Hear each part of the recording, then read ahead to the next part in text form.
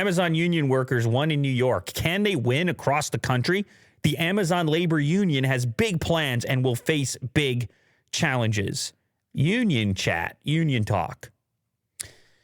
It seems to be a hot topic right now. The Verge will report on it every single time. They love it. Union chatter. Yeah. And there's all types of writers' unions, and we talked about the Gizmodo thing, which it's not Gawker anymore, is it? Was it? Well, whatever. Even if it was, all the Gawker people are different now. Don't you remember all those like lawsuits and Hulk Hogan and Gawker stuff? That name is just completely vanished. Gawker? Off the internet. Anyway. Until you brought it up just now. I don't let it. Yeah. So anyway, unions. Amazon labor union scored a historic victory on April 1st. They're like, haha, no you didn't. April Fools. Yeah. What a day to win a historic victory. I know, right? You never trust it. Yeah. You'll always be like, wait. Like, did they win? Wait, when are they going to tell me it's a joke? Mm-hmm. Yeah, like when is it? When are you confident that something that happened on April 1st was not a joke? Like, let's say, for example, something really significant happens in your life. Like, I don't know,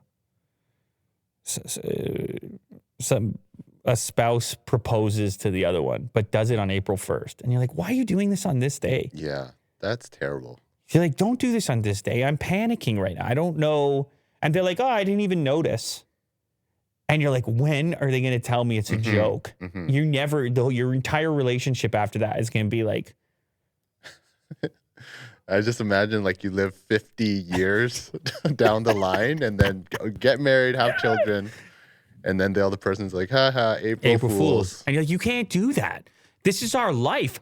I got insurance policies. Mm-hmm. We have children. Yeah. You can't. There's no 50-year April Fools, you sicko. What's the matter with you? They just run away.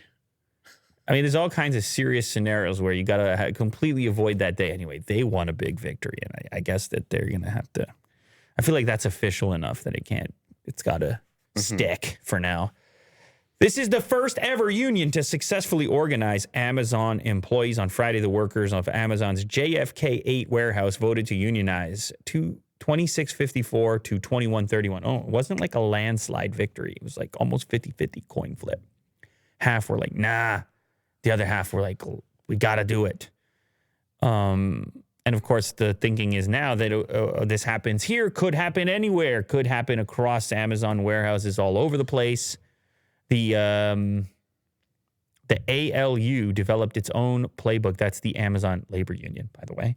Early on, instead of knocking on coworkers' doors, the organizers camped out near the warehouse, handing out literature, answering questions, and sharing news stories about how much Amazon was spending on things like corporate salaries and labor consultants. They shifted course when they had to put focus on just 2 NYC warehouses and use social media videos to raise awareness. So they targeted in where they thought they could have success.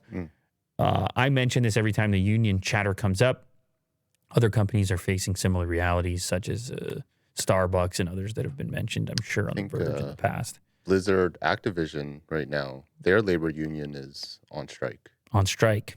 So they have a union already if they're striking. Mm-hmm. What does it all mean? I don't know. Long term.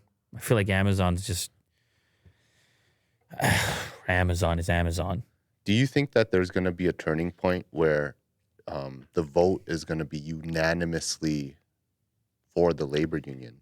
My thing about this is Amazon specifically and tech companies in general is that they are so enormous and powerful that you just feel, even if this group feels they have a victory, I'm like, do you? Do you really?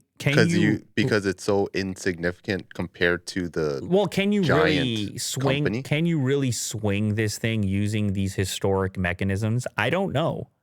Maybe it's possible. You can exert influence. You can make their life managing these things maybe a little bit more miserable. But I start to think about things. Well, I can't help it. I start to think about things like automation and like big picture, long term zoom out.